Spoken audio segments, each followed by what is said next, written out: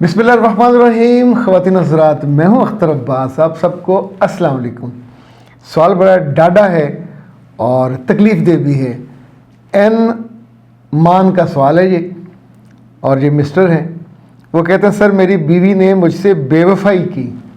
وہ کسی اور سے محبت کرتی ہے اور اسے میرے پیسوں پر عیش کرواتی رہی ہے. کیا مجھ کو اسے کمپلین کرنی چاہیے؟ اچھا، یہ آپ کا سوال ادھورا ہے. نہیں، اگر مجھے آپ اجازت دیں تو میں اس میں کچھ جملے ایڈ کروں. کیا آپ کو بیوی کے بے وفا ہونے کا دکھ نہیں ہے؟ آپ کو پیسوں کے ضائع ہونے کا دکھ ہے؟ یہ پیسے تو آپ نے بیوی کو دیے تھے، اس نے خرچ کر دیے، کہیں بھی کرتی تو اس پہ دکھ تو نہیں بنتا. جس بات پہ دکھ بنتا ہے اس پہ ہم نے بات نہیں کی. اس ایک فعل سے بیوی کی دنیا اور عاقبت دونوں برباد ہوئی. یعنی یہ فعل بیوی کے گھر والوں کو پتہ چلے، کیا اس کے پاس کوئی جسٹیفیکیشن ہوگی؟ سسرال میں پتہ چلے کہ یہ بے وفا ہے. یہ بیٹا بے وفا بہت چھوٹا لفظ ہے، یہ حرام کاری ہے.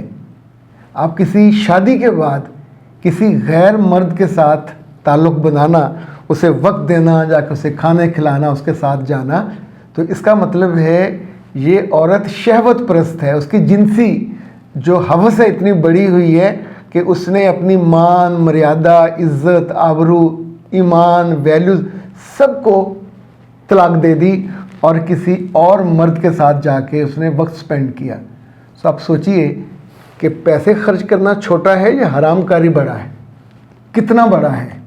ناقابل برداشت. پیسے کا کیا ہے، ہاتھ کی میل ہے اور آ جائے گا. لیکن اردو میں کہتے ہیں انتہائی قبیح، یعنی ایسا گھٹیا کہ اس سے گھٹیا کوئی جس کو برداشت نہ کیا جا سکے. جیسے کوئی بہت ہی سگے رشتے کے ساتھ بے وفائی کرے اور اسے غلاظت کی حد تک اسے کرے، تو آپ ان کہتے ہیں یہ بہت ہی قبیح فعل اس نے کیا. تیسری بات یہ یاد رکھیے گا کہ یہ بڑے گناہوں میں سے گناہ ہے.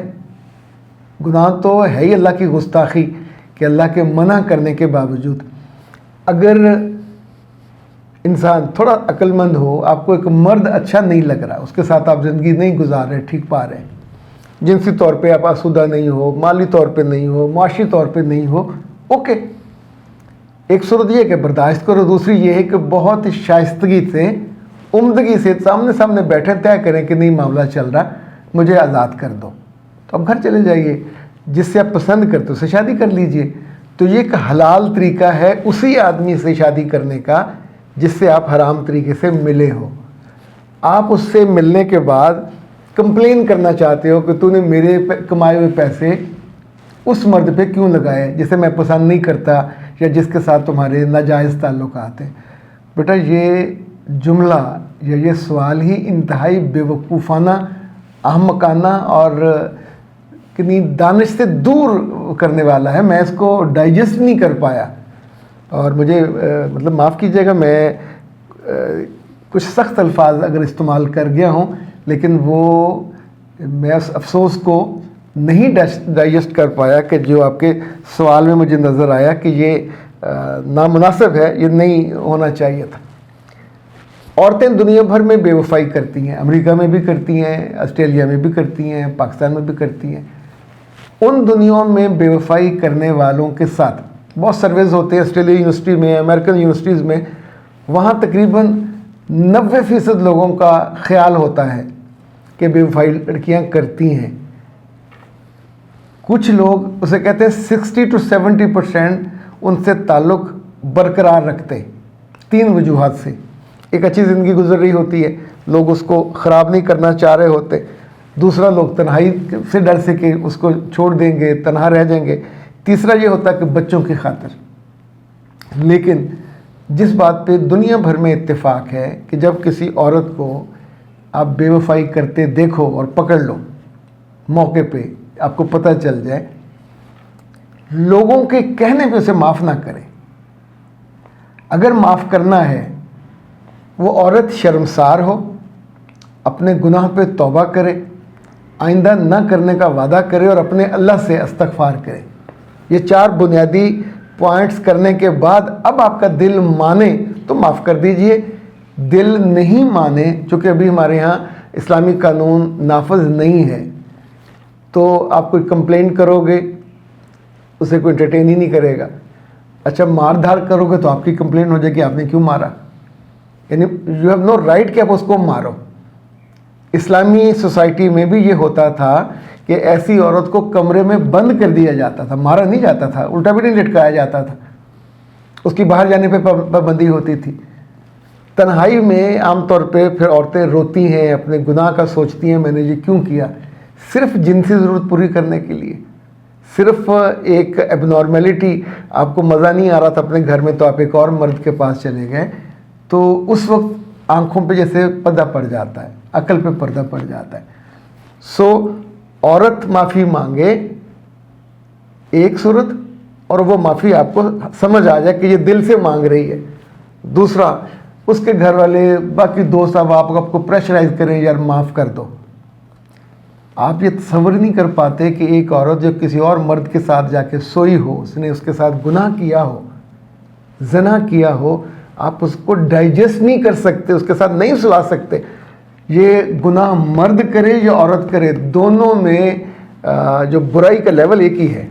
ایسا نہیں ہے کہ مرد گناہ کر کے تو عورت کو برا نہ لگے، اس کو بھی اتنا ہی برا لگے گا کہ یہ انتہائی کبھی کام کر کے آیا، شادی کے بعد نہیں کرنا، نو وے۔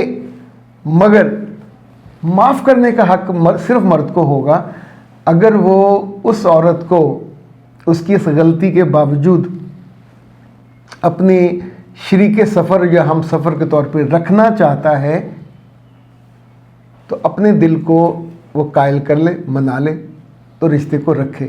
ادروائز اب یہ رشتہ اتنا کمپلیکیٹڈ ہو جائے گا کہ آپ جب دیکھو گے آپ کو اس کی بے وفائی یاد آئے گی، جب وہ بات کرے گی اس کی ہر بات جھوٹی، وہ خود بھی جھوٹی، ایون اس کی قربت آپ کے اندر ایک رد عمل پیدا کرتی ہے۔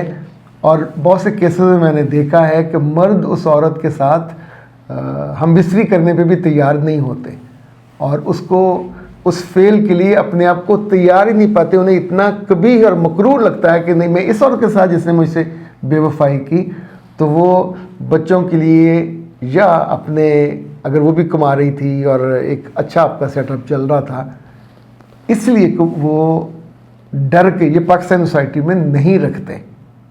کچھ ایسے بھی میں نے دیکھے ہیں کہ جو کسی بھی صورت میں کوئی اور رسک نہیں لینا چاہ رہے ہوتے، چلتے رہتے ہیں، لیکن اس رشتے کی بدصورتی اتنی بڑھ جاتی ہے کہ اس کی بدبو آس پاس بھی آنے لگتی ہے۔